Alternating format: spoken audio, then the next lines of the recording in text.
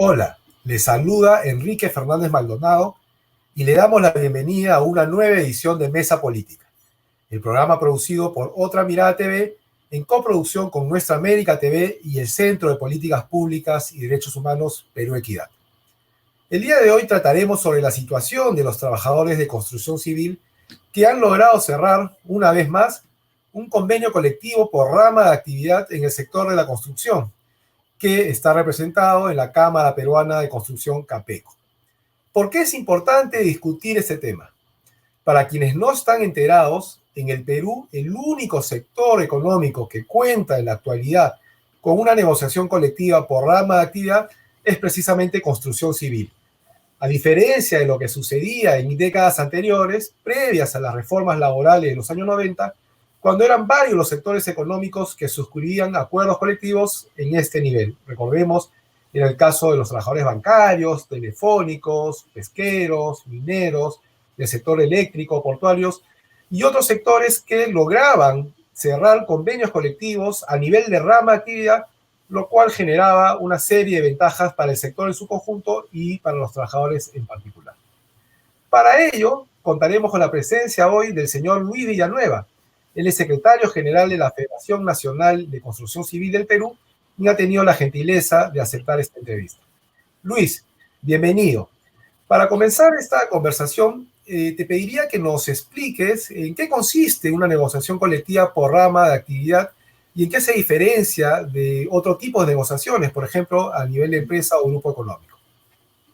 Bueno, muy buenos días.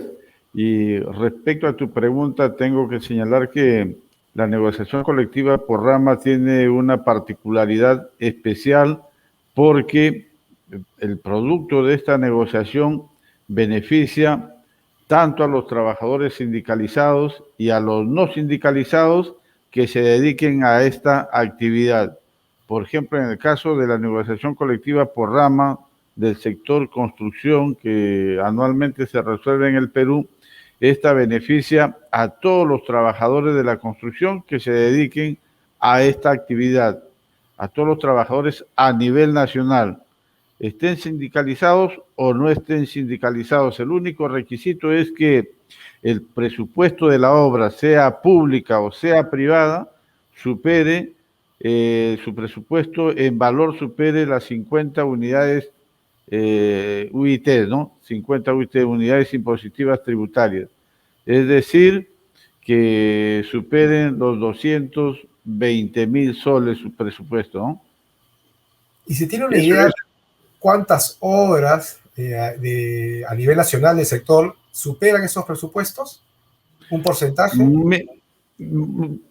Las únicas obras que están exceptuadas de cumplir esta negociación son sobre todo la construcción, la autoconstrucción de viviendas que hacen, vamos a decir, los pobladores de ingresos muy pocos, que los que hacen su casa de a poquito, digamos, ¿no? Con sus ahorros, pequeñas obras, ¿no? De la autoconstrucción.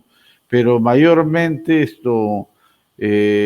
son muchísimas obras a nivel nacional. Estamos hablando de miles de obras, ¿no? Todos tienen la obligación de cumplir con los alcances de esta negociación colectiva. Y como le dije, no es necesario que estén sindicalizados, no es necesario que estén afiliados a un sindicato, no es necesario que pertenezcan a la federación, ¿no? Y tampoco es necesario que el empleador o el que construye esté afiliado a CAPECO. Esa es la gran ventaja que tiene esta negociación por rama, ¿no? Es decir, la federación que reúne a los sindicatos del sector de la construcción civil logra un acuerdo con el gremio de empresas de la construcción para establecer un piso base mínimo para el conjunto del sector. Es decir, ninguna empresa esté afiliada a CAPECO o sus trabajadores afiliados a la federación puede incumplir ese piso base, sobre el cual también se pueden lograr ya a nivel de empresa algunos acuerdos adicionales. En ese sentido, yo quería preguntarle, Luis, ¿cuál es la importancia, el valor que tiene una negociación por rama de actividad que, como señalaba al inicio, es escaso en nuestro país? Solo el sector de construcción civil logra ese nivel de acuerdo con su par empresarial. Mire, las ventajas son muchísimas, ¿no? Primero, le da oportunidad a los trabajadores de incrementar sus remuneraciones, ¿no?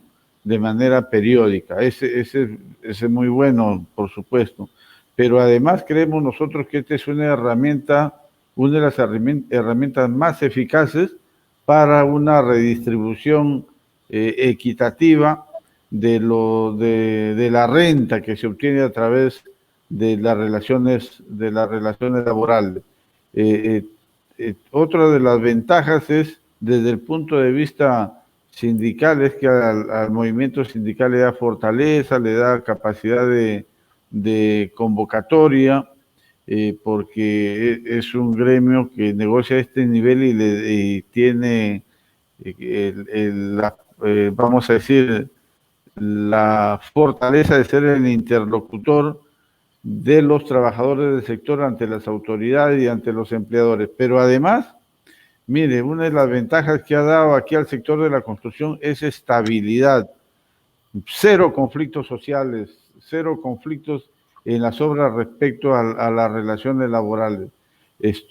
Pero además nos ha dado la oportunidad de que en esta mesa de negociación ya no solamente veamos el tema de remuneraciones o el tema de la seguridad social, sino que nos ha hecho ver un panorama mucho más grande y, vamos a decir, encontrar puntos comunes, ¿no?, que interesan tanto a los trabajadores y a los empleadores. Y en base a esos puntos comunes ya se ha abierto una agenda mucho más amplia, ¿no?, que ya, como lo digo, una agenda donde ya vemos como objetivo el desarrollo del sector, porque un sector más consolidado, más desarrollado, va a beneficiar a las empresas y también a los trabajadores. Ya hemos dado ese paso y estamos en ese nivel, ¿no?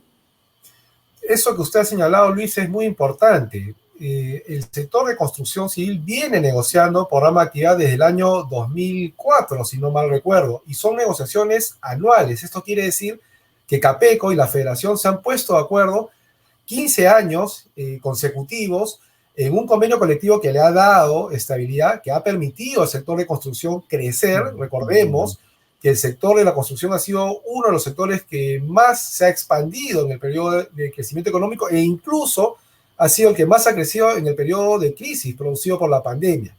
Entonces, el valor de esta convención colectiva, programa de actividad, parece claro para todos los sectores. Y usted señaló también que este convenio no se ciñe solo a los aspectos económicos, han incluido algunas cláusulas vinculadas, por ejemplo, a la promoción de la formalización al interior del sector, capacitación para los trabajadores, políticas de seguridad y salud ocupacional. Sería importante que nos cuente un poco cuáles son estos aspectos no económicos que incluye el convenio colectivo en el sector de construcción civil y que contribuyen a mejorar las condiciones de trabajo en el sector. Ya. Mire, lo que tengo que resaltar es lo siguiente, es que de manera directa lo venimos solucionando este pliego por espacio ya de 18 años. 18 años. 18 años. Y bueno, ¿por qué? Porque los trabajadores vemos que hay resultados tangibles, concretos, ¿no? En este periodo, por ejemplo, lo que se ha conseguido en la mesa de trato directo, en porcentajes, en cifras, es el doble de la inflación. Vamos a decir, si en este periodo una inflación acumulada de X, los aumentos han sido 2X, son aumentos tangibles, reales, ¿no? Y eso nos ha llevado, pues, como lo dije, a ver otros temas, ¿no? Por ejemplo, es bueno señalar de que uno de los problemas que tuvo el sector en los últimos años ha sido la corrupción en las grandes o obras pequeñas de todo nivel en las licitaciones. Y eso ha afectado naturalmente al sector, ¿no? Y uno de los temas de agenda que tenemos nosotros conjuntamente con los empleadores y estamos demandando y desarrollando una propuesta es la modificación de la ley de contrataciones y adquisiciones del Estado. Nosotros creemos que tiene que haber una norma que regule de una manera más transparente, más precisa las contrataciones de obra, que no dé pie a la corrupción, ¿no? Ahora que contamos con medios tecnológicos, es posible eso. Entonces, ese es un buen punto, por ejemplo, porque todos sabemos que por corrupción se pierde mucho dinero anualmente. Entonces ahí estamos haciendo nuestro aporte. El otro tema que quisiera resaltar es que hemos avanzado respecto a la certificación de competencia de los trabajadores, que se está haciendo todavía de manera limitada, no solamente por los problemas de la pandemia, sino porque a veces había ciertas restricciones, ¿no? De no querer dar facilidades, ¿no?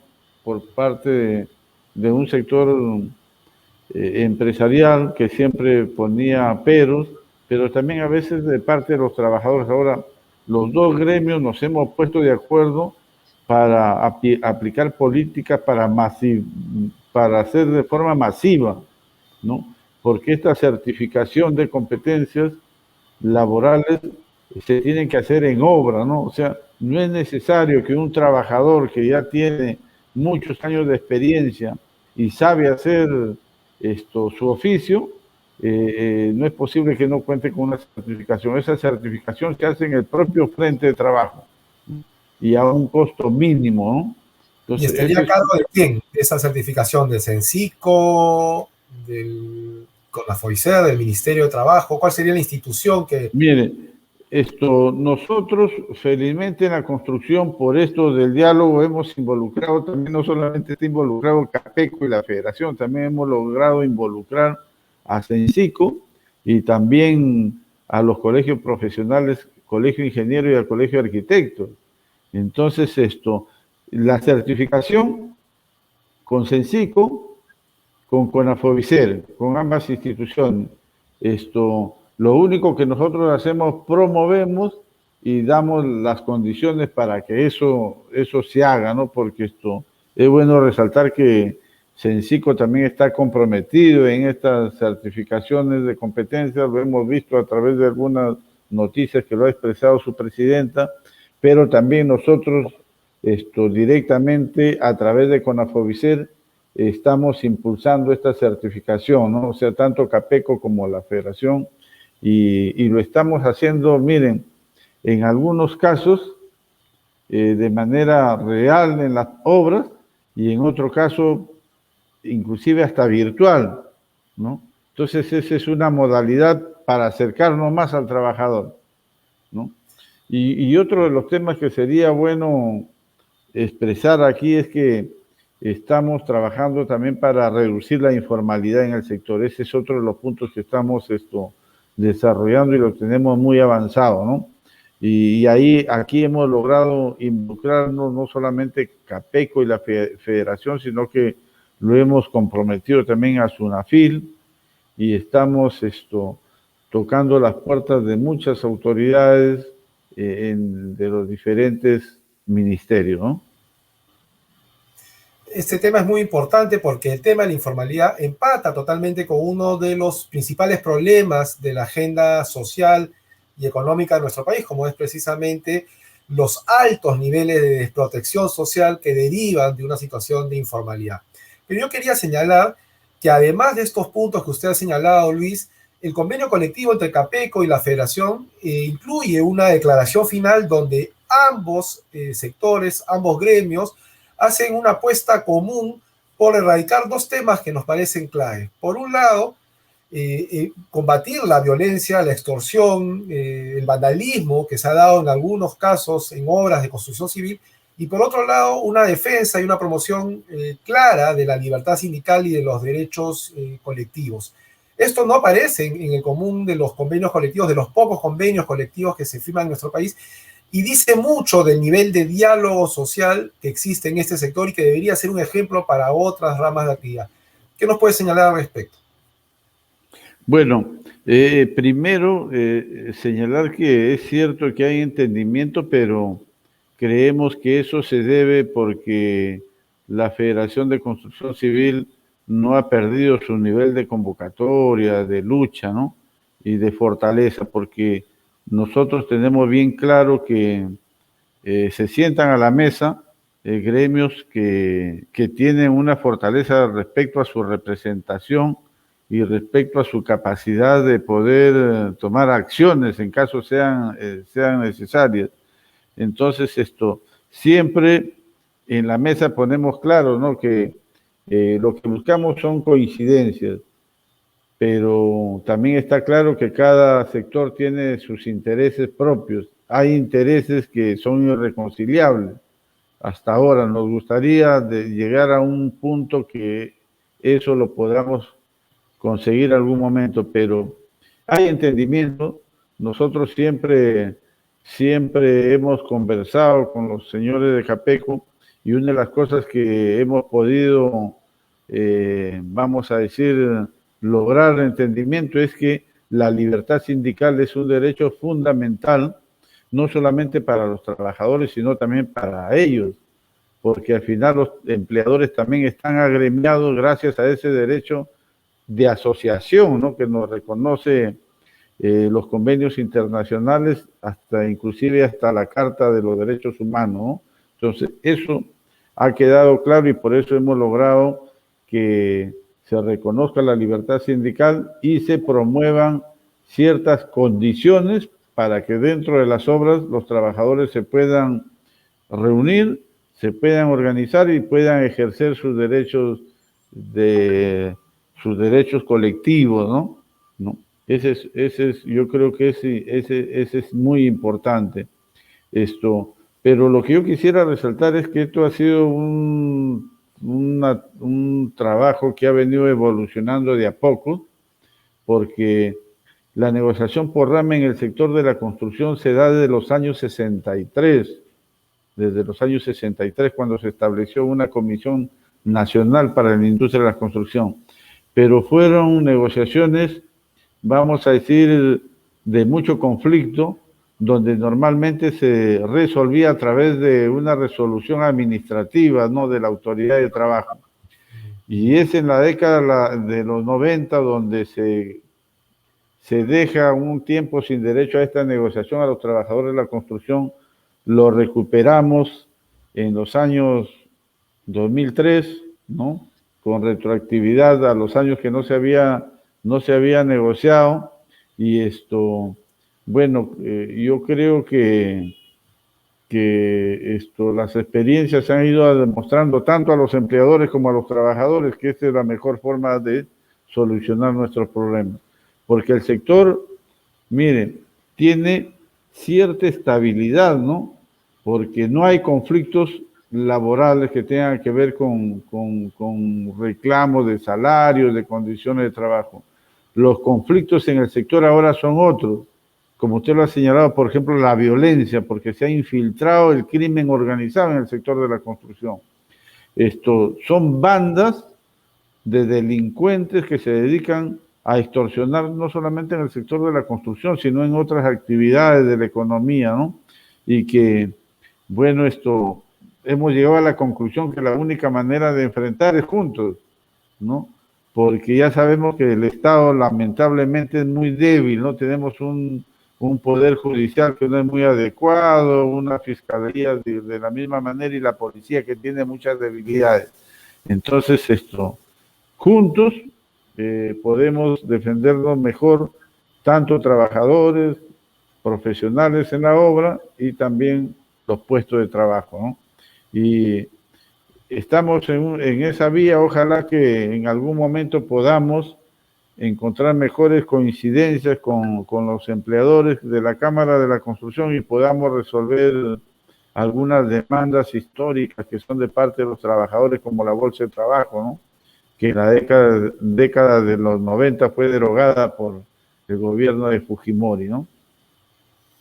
Lo que señala usted es clave, ¿no? No es un proceso fácil una negociación colectiva. Hay intereses, ciertamente, que no siempre son coincidentes, aunque hay objetivos comunes que pasan por un crecimiento del sector con una mejora sustancial de las condiciones de trabajo y de vida de los trabajadores. Para terminar, señor Luis Villanueva, ¿qué esperaría del actual periodo de gobierno? Un gobierno que ha sido electo con banderas reivindicativas de los derechos de los trabajadores, del pueblo, de las comunidades, desde el punto de vista de los trabajadores de construcción civil, además de este tema de la bolsa de trabajo, que es un derecho que aspiran a recuperar, ¿qué otras cosas esperarían ustedes de la actual gestión? Miren, cuando hemos tenido oportunidad de conversar con el ahora presidente de la República, le hemos planteado algunas cuestiones que creemos que son sencillas, ¿no? Porque esto, por ejemplo, le hemos dicho que se tiene que dar condiciones para que haya en el Perú un ejercicio a la libertad sindical más concreto, ¿no? O sea, porque sabemos nosotros que tenemos una ley de relaciones colectivas de trabajo, pero que sin embargo los empleadores, en cuanto los trabajadores se organizan, hay despidos, ¿no? Si se forma un sindicato es disuelto. Entonces, y creemos nosotros que ahí el gobierno puede a lo mejor dar algunos mecanismos para que la libertad sindical sea más efectiva en el Perú. Lo otro que le hemos planteado es que se deben, en la ley de relaciones colectivas de trabajo, se deben dar algunas modificaciones y se deje de privilegiar la negociación por empresa. Eso es lo que privilegia la negociación colectiva por rama en el Perú. Se debe dar mejores condiciones para que la negociación colectiva por rama no tenga trabas insuperables. Por ejemplo, ahora tiene la facultad de ambas partes decidir si negocian en el nivel de rama. Eso el empleador no lo va a aceptar así, ¿no? Y lo que le hemos pedido también es que se genere trabajo. Y para generar trabajo, por supuesto que mucho tiene que ver la inversión pública, porque es el motor que jala, pero tiene que haber condiciones para que la inversión privada se desarrolle, porque la inversión privada es la que genera mucho empleo mucho empleo en el Perú. Le hemos pedido que no se olvide y no haga de lado los grandes proyectos de infraestructura que necesita el Perú para ser un país competitivo. Son las grandes obras que se denominó las obras de competitividad y productividad para el país, ¿no? Pero junto a ello, le hemos pedido que los programas de vivienda del sector inmobiliario se sigan desarrollando porque están dando buenos resultados. Y aquí quiero resaltar que recientemente se habían agotado los recursos para los subsidios, pero felizmente ya el gobierno ha anunciado 373 millones para terminar este año continuando con el bono de buen pagador, el bono familiar habitacional para los programas de techo propio, Mi Vivienda y Mi Barrio, ¿no? Y que cumpla, pues, el señor Castillo cumpla con sus promesas de justicia, ¿no? Para el pueblo olvidado, salud, educación, agua, desagüe, ¿no? Que eso es lo que tanto tiempo no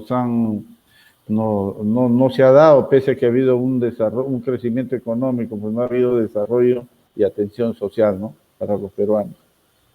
Ese es precisamente el gran desafío que enfrenta nuestro país, nuestra sociedad y el actual gobierno. Lograr nuevamente un proceso de crecimiento económico que genere mayores oportunidades de empleo, pero que esté acompañado de un verdadero desarrollo social, económico, cultural, que favorezca y beneficie a las mayorías. Señor Luis Villanueva, le agradecemos nuevamente su presencia en esta edición de Mesa Política y a todos nuestros seguidores los invitamos a compartir el contenido de este programa a través de las redes sociales que aparecen en la parte inferior de su pantalla. Será con nosotros hasta una nueva oportunidad.